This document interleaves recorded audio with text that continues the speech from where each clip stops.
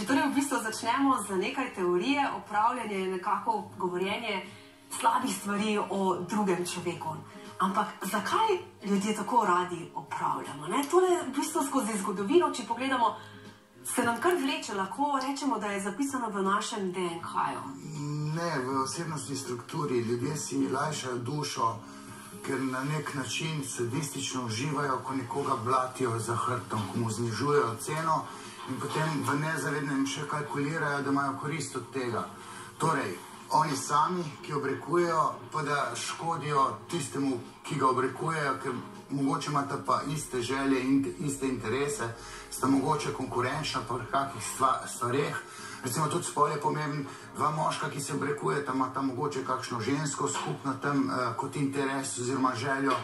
Tukaj je veliko variacij, je pa veliko v nezavednem, tako da naša zavest se veliko tega ne zaveda. Nekateri so pokvarjeni karakterno, kar pomeni, da nimajo moralne razsodnosti in ko opravljajo nadjaza, vesti, ki peče, nimajo in ne znajo sam vse pročne zategniti. Tako da obstaja razlike.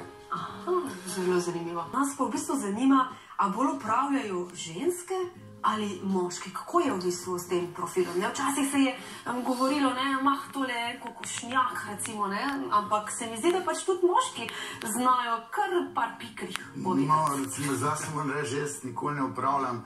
Če komu že kaj hočem povedati, mu direktno povem, pa še rečem, mu cvek pribijem v glavo. Ženske ste pa bolj ko neke kače pičijo z besedo, moški vseka z udarcem.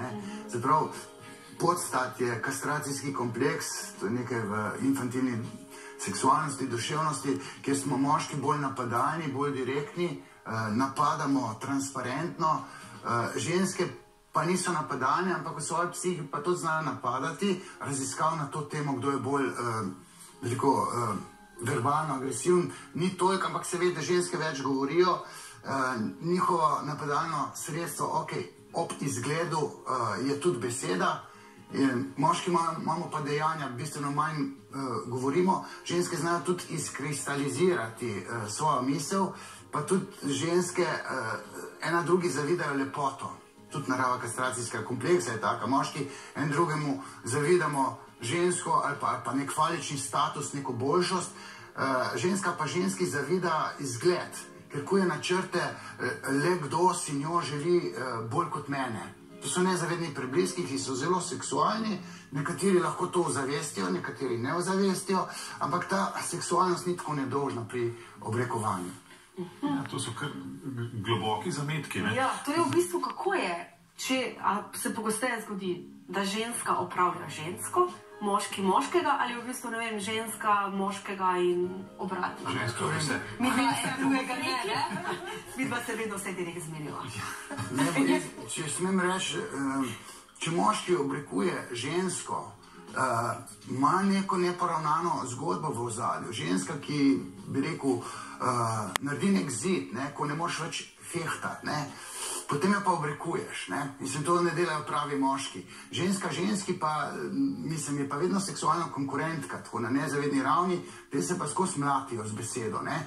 Tisti zgled je vedno na udaru, vedno se vidijo. Moški ne ve, kje imaš zdaj adute, koliko imaš denarja, se to skriva. Moškemu zavida pamet, vsi smo mislili, da smo najbolj pametni, denar, status, ženska pa ženski zavida izgled, ta se pa takoj vidi. In pa so fovšne, ljubosumne, kalkulirajo, kdo si njo bolj želi kot mene. Tako da ženska zadeva v tem kontekstu je bolj megalomanska kot moška. Kako slabo pa je, ko opravljamo drugega? A si veliko škode naredimo s tem, ko govorimo slabo o drugem človeku? Zdaj, če jaz slišim nekoga, ki opravlja, ga pomnožim z ničlo, zgubi pri meni kredibilnost, ampak jaz imam veliko čuječnost, svoje misli motrim, veliko simptomov znam prebrati, zakaj tako govoriš, takoj vem, kje je pokvarjen, nefunkcionalno, nerazvitje, ni odrasel, moralno pokvarjen, ker običajen moralno razsoden človek ne opravlja. Pove, kaj je direktno, tako da nezavedni procesi so pa bolj kompleksni.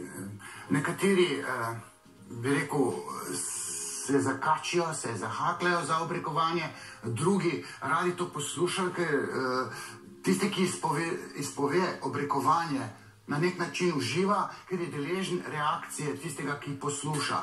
Tisti pa, ki posluša, ne, pa uživa na tak način kot nekdo, ki sliši vic. Tisti, ki prvič sliši vic, se mu nasmeješ. Tisti, ki pa pove vic, pa že ve svoj vic in se svojemu vicu ne more smejati. Tudi tisti, ki je deležen, torej poslušalec, ki posluša obrekovanje nekoga tretjega, on uživa, se mu dogaja adrenalin. Ta, ki pa govori, pa uživa, ker ga je nasmejal oziroma začudil. Tako da so tukaj različne vrste užitkov in užitek je v epicentru proučevanja obrekovanja. Menda, da že otroci v osnovni šoli, da radi opravljajo. In tisti, seveda, ki opravljajo, postanejo neke vrste heroji, tisti, ki pa so opravljeni, pa seveda nekako se potisnejo v neko osamo. A mogoče smo preveč tolerantni do tega opravljanja že v otroških letih? Ne vem, reče se nekaterim otrokom, da so špickahle, ker to žarijo. To je negativna lastnost v resnici, če je pri odraslih. Otroci so pa še nedozoreli in imajo nagnjenja za superega, vesti, ki peče. To človek dobi v puberteti, pa po puberteti. Tako da to je nek obrambni mehanizem, s katerim si tudi otrok lajša življenje. Ker če otrok ni ljubljen, pa domneva, da ta njegov kolega ali pa prijatelj je pa ljubljen, potem mu zavida to ljubljenost od strani staršev ali pa priljubljenost strani prijateljev. In ker mu je fovš, zavisten, ljubosumen, potem izreka v objemu stiske, tako rekoč. Pa ker ni zrel, se obrambno zateče v obrekovanje, v tudi osiranje ali pa šimfanje. To so te podobni izrazi. Tako da otrokom, bi rekel, ne smemo zameriti, lahko ga pa preberemo kot trpečo dušo.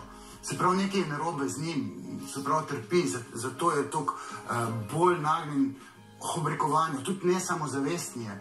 Samozavestni ljudje ne obrekujejo, ker ne rabijo potrebe, ker sam sebi je car, ko se motri samega sebe, on več od njega ni, recimo. In potem ne rabi tega delati, ker to se dela za hrbtom, pa privilegij si nekje iščeš na infantilni način in otroci to infantilnost še imajo. Gospod Vodeb, kakšna pa je razlika recimo med obrekovanjem in med opravljanjem? Ker je velika razlika, menda za obrekovanje, da je zagrožena celo kazen do 2 let zapora. Opravljanje je bolj lahko podajanje informacij, ker če te nekdo nekaj o nekom vpraša, mu podaš informacije, nekatere so neljube. In zdaj to ne delaš na lastno pobudo, ga opisuješ, neljube informacije ima status obrekovanja oziroma, obira se pa z nekim sadističnim motivom. Se pravi, nekomu pa ti želiš škoditi in potem podajaš lažnive informacije, pa naspol preverjene, v upanju, da mu škodiš, in ko to izrečeš, ti sadistično uživaš. To je nezrelost.